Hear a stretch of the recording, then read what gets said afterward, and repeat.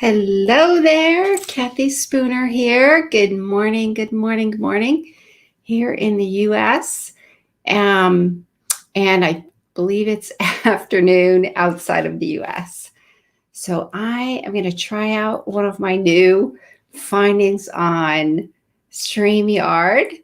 Today we're going to talk about how do you process art when you're using it therapeutically with your clients, especially children and adolescents. So that is what we're going to talk about today. Stay tuned. If you're here, I'd love to see who's here. Go ahead and post in the comments. Let's see who's here. Where are you from? And join in the conversation today.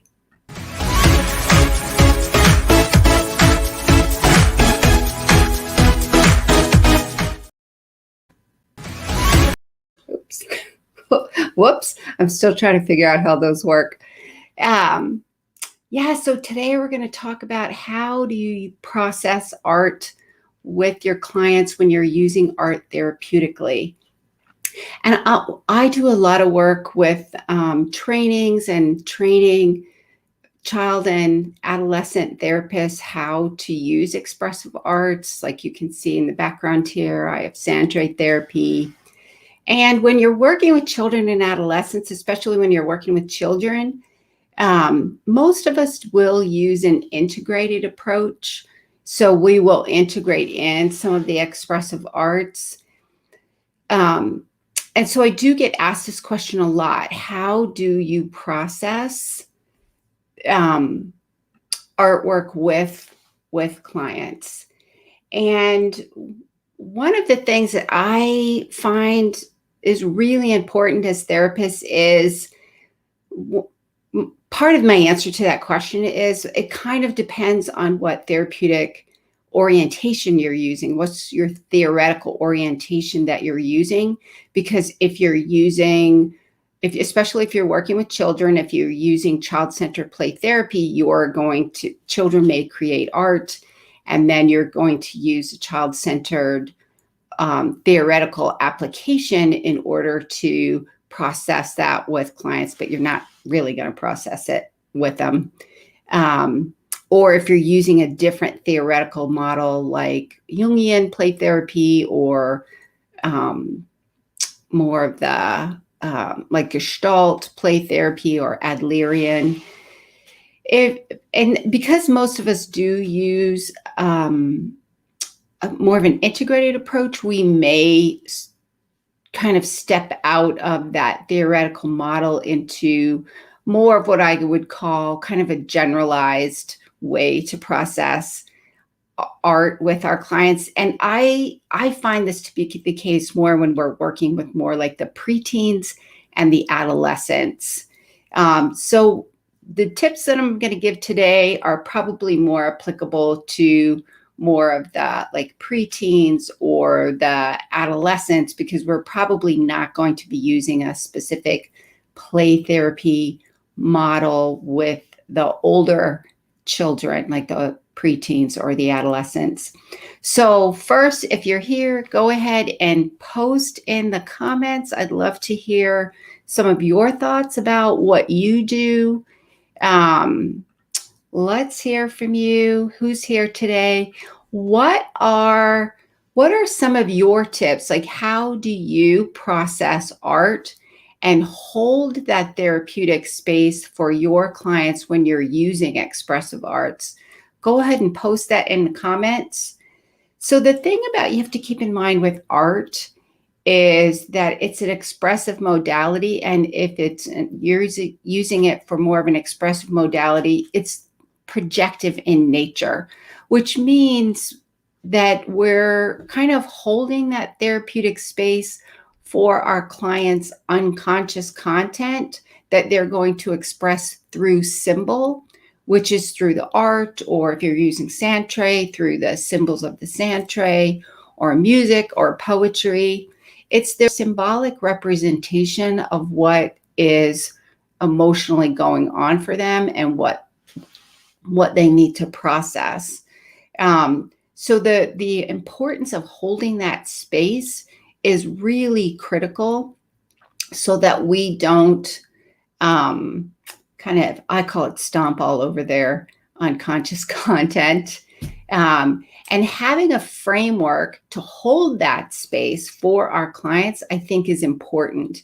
And what I mean by holding that space for the expressive modalities is our presence in the office with our clients.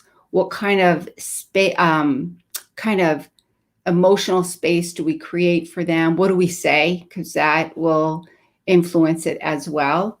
So some of the ways that I like to hold space with my younger clients, like my preteens and my adolescent clients when I'm working with them, is my way of being with them. So what do I mean by my way of being with them? To hold this projective environment for them to express their projective content. So don't touch we invite them to create what they need to create. We'll give a directive, or just tell them to create art. We usually in the beginning, I find that I have to give them a directive. Like if we're talking about a situation and an experience that was really painful for them, I may give the directive of, well, can you draw that for me? Or if they are struggling with nightmares, and I may say to them, well, can you draw that nightmare for me? Or if we're talking about different emotions, and I may say, well, how about if we do a mandala, and can you create a mandala for that emotion? What would that emotion look like? So those would be directives that I would give them, and then they would create it.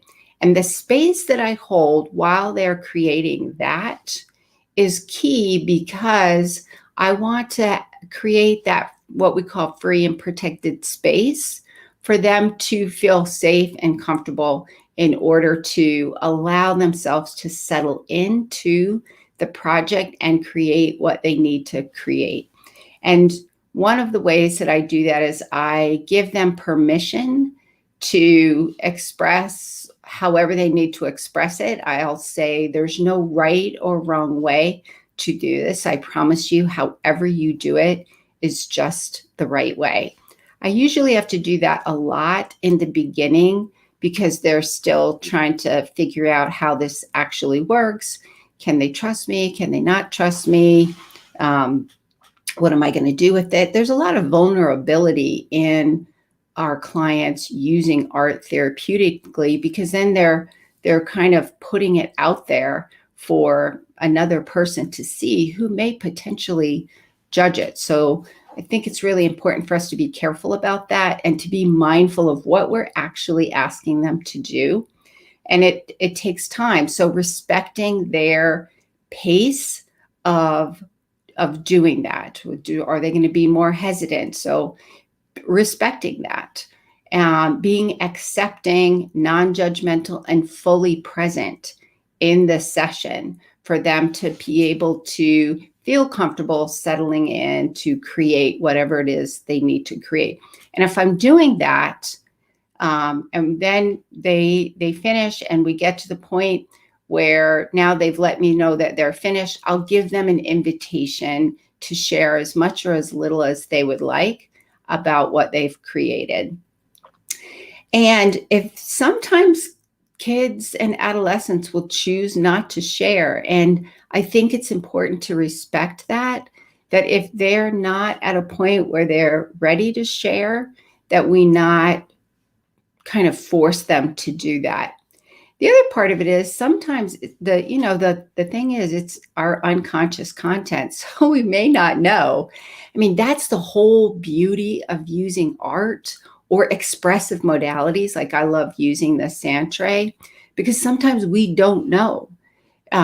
We don't have words to express what we need to express. So being able to represent that symbolically, either in the sand tray or poetry or music, or if you're a dance and movement therapist, doing it that way, or even art. because sometimes we, especially when they feel safe and they're a little more comfortable with the process, then they'll usually start creating the art. They'll feel more comfortable doing that, and they'll allow themselves to be vulnerable to actually put symbolic representation to what they're experiencing. My ability to hold that space with them means that I need to be able to be accepting. I need to be encouraging, especially in the beginning, because I find in the beginning, I do this even with adults, because I find it to be a really powerful way to help them process and work through some of the more difficult and painful experiences in their lives and belief systems about themselves. I'll do this a lot with adolescents and adults. I find this to be a very powerful modality. So being able to hold that space, being non-judgmental, being fully present, being accepting in that moment, to get them started initially, I usually need to encourage them a lot, and just to be present silently. A lot of times I'll just be a silent witness and hold that space silently with them while they're creating whatever it is they need to create, and be put on some of my my spa music, just something to help them relax and settle into it. When you're doing music, though, you have to be mindful, because what I find to be relaxing, others might not find to be relaxing, as my husband regularly tells me. So for you, how do you, if you're using expressive arts, how do you create that safety for your clients? So post that in the comments.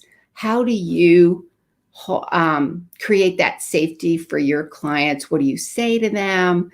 How do you be present with them? What have you found to be important? Have there been any things that you have found to be, make sure not to do? Because I think that's just as important. Like, don't do this. Like for me, one of the don'ts is do not add to their artwork. If they've created artwork and and you've invited them to share with you as much or as little as they would like about what they created, and then they're sharing with you, and you get this great idea, oh, well, you should add this, and you lean over, you take a marker or a oil pastel, and you start drawing on their paper to add it for them. You have just stomped all over, and you have really just kind of been, to me, it's disrespectful to what they've created. They probably won't tell you that, though, and it will likely shut them down. So you want to be careful about that. Don't suggest things to put in there. Don't touch what they've created. Don't add to it. Invite, if you, one of the things that I found helpful, if I want to explore something a little bit more, I may use curiosity. Like, I'm curious about this one, or can you tell me about that? We want to invite and give permission to say as much or as little as they would like. So if we're giving permission, we can be curious and we can invite them to tell us a little bit more. But if they don't want to, or if you're sensing that that brings them out of their comfort zone, then I would highly recommend that you just kind of pull back and give them permission and say, you know what, that's fine. Sometimes we don't always know. And sometimes they don't know. So once you start putting it in symbolic form, then sometimes they can process it a little more, because that may help to give some language to what they're experiencing. Be prepared, though. Sometimes once they see it symbolically represented, if you don't have that safety in the therapeutic space, meaning they don't trust you, they don't feel emotionally ready to go to that level of vulnerability, you may find that that can be overwhelming and a little scary. So they may pull back a session or two after that. And I think it's important for us to respect that. because it is so powerful when they see it symbolically represented. Sometimes it may be overwhelming for them. So that's why we have to be really intentional about the environment that we create for our clients when they're using art or other expressive modalities. And one of the other things that I have found to be really helpful is to stay in the metaphor. This is especially true for children if they've created art or in the sand tray, and maybe they're at that like that 8, 9, or 10, and they can use a little more directive approach in the play therapy room.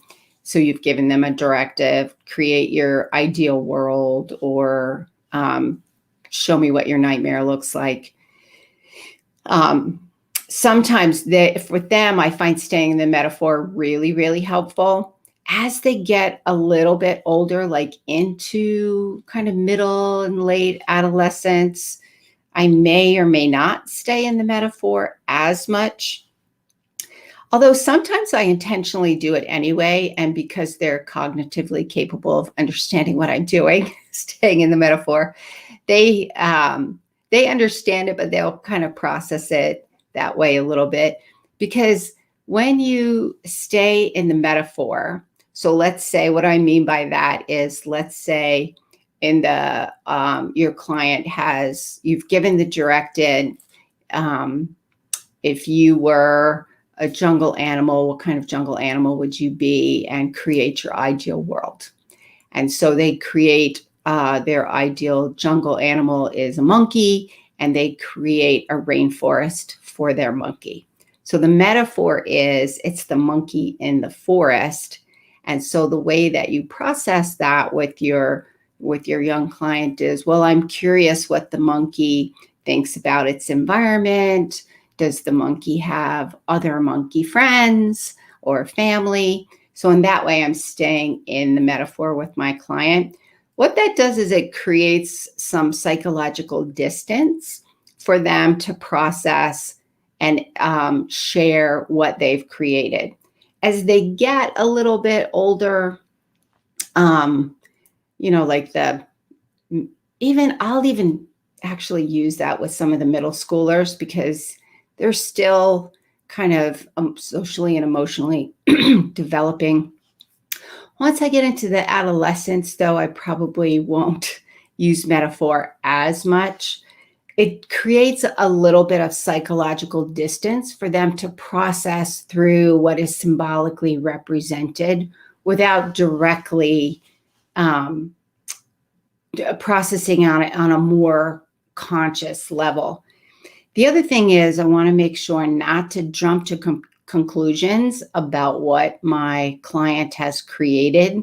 So what I think, as they're drawing, and I'm silent witness, I'm watching what they're drawing, then I may in my mind think, oh my gosh, that means this. Because it's a projective technique, it can have multiple meanings. Symbol has all kinds of different meanings to it based on culture, based on time. It could mean different things throughout time, different cultures. Like snake in Western culture means one thing, usually not a positive thing. But in other cultures, it's more symbolic of transformation, because a snake sheds its skin. So you have to be careful, I think, not to jump to conclusions about what has been created, and allow your client to name what is in there. And do not name anything until your client has named it. That helps you not to get ahead of them. And you want to make sure that you see what they've created over time, not just in one session, because you'll see how that theme plays out in the therapy session. And because if you jump to conclusions and you think in one session something means one thing, the likelihood it can have multiple meanings is high. So you just have to be very careful. And to me, that's what it means to hold that space therapeutically, is I'm holding that unconscious content that they've created through this projective technique. And I'm kind of seeing how that process plays out from session to session to session.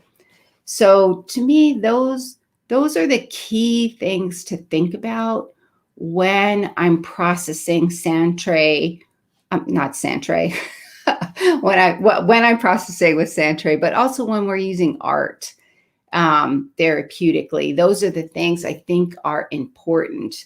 So I'm curious, what are some ways that you have invited your clients to create what they've shared? What's some of the language that you use? So post that in the comments. Let's hear, even if you're watching on the replay, go ahead and post that so that we can hear some of the things that some of the language that you use to invite your client into the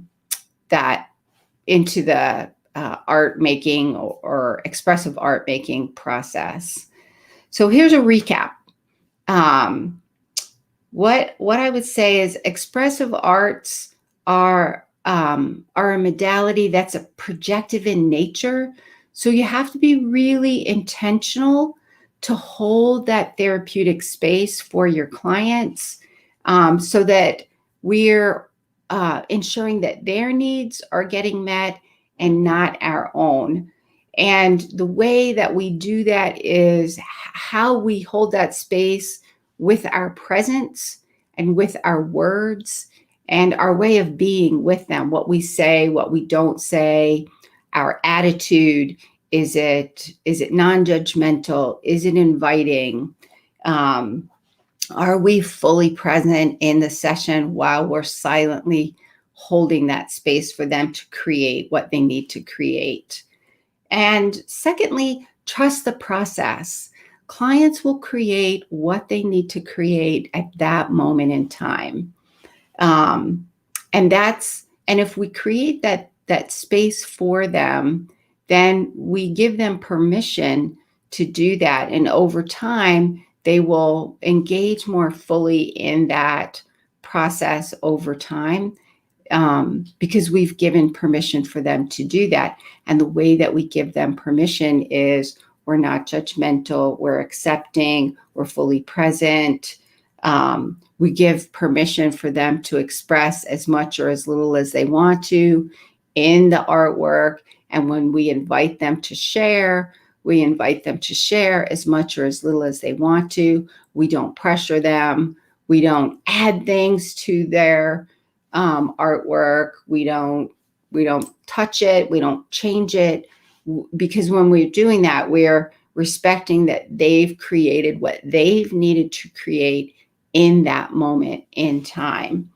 And then the final thing is when we give the invitation to process, so they've completed their artwork, and when we give the invitation, we need to be willing to accept whatever it is that they've created, whatever it is they want to share or not share. If they don't want to share, then we need to accept that and respect that they're not ready to do that. If we have a really strong therapeutic relationship with them, or we're kind of in that middle phase of the therapy process, we can use some curiosity, or I'm curious about this, or what are your thoughts about that? Or can you tell me a little bit more about that? Even then, if you get a client who's not very verbal, you may not get very much out of them. If you get a client like an adolescent who's really, really guarded, they may not share much. It will likely take a longer time to be able to do that. So that is it for today. I hope that has been helpful for you. So if you are interested in learning how to use expressive arts with adolescents in your therapy process with adolescents, I do have an all-day training coming up. I know some people are like, I can't do an all-day training. This one is really experiential because one of the reasons I wanted to give it a full day is to allow a lot more experiential activities. So being able to have a framework, I use a neuroscience and attachment lens to kind of understand where beliefs come from about ourselves and others and relationships. Because I think when we're working with adolescents, that's typically the clinical target to explore those things with our adolescent clients. So being able to understand from a neuroscience and attachment lens, and then I kind of sprinkle in a little bit of archetypes and looking at complexes around some of those attachment archetypes to get a better sense of what we're helping them to explore and where some of that might come from. And then we do a lot of experiential activities that you can take and use right with your clients. So you have a framework to use, and then you also have activities and how to process that with clients. You practice with each other. You do the exercises so you understand how powerful they are. Because I really fully believe that's a richer learning experience that helps us to be more grounded and holds the space therapeutically much more effectively if we've actually done some of the activities that we're asking our clients to do. And the nice part about doing it in a group is that you hear your colleagues' experiences, so you get a different perspective and point of view. Because when we're working with clients, they're all going to have different experiences. So to me, it kind of makes it nice to be able to get how one person experienced one activity versus another activity, and different things that kind of come up or that you may want to talk about, to give each other ideas for activities to use. So that's kind of the synergy part of the learning, where I give an activity and then you have all kinds of more ideas to use with that. So that training is coming up soon. If you are interested in the training, I am going to put a link in the comments below. So look in the comments below. Also, I do have openings in my group supervision. I have a group of play therapy, child and adolescent therapists. We meet twice a month on the second and fourth Saturday of each month in the morning in Pacific time. So if you are interested in that supervision group, go ahead and send me a message. I will put my contact information up here if I can find it. So here's the training information. It's called Accessing the Therapeutic Powers of Play for Adolescents Using Expressive Modalities. If you're interested in that training, that information will be in the comments below. Alrighty, here's information about my website if you want to go there and look at some of the trainings. And also you can contact me through my website, or just post in this, in the comments here, or send me a direct message and I will get back to you about that. So I will see you next time. Bye for now.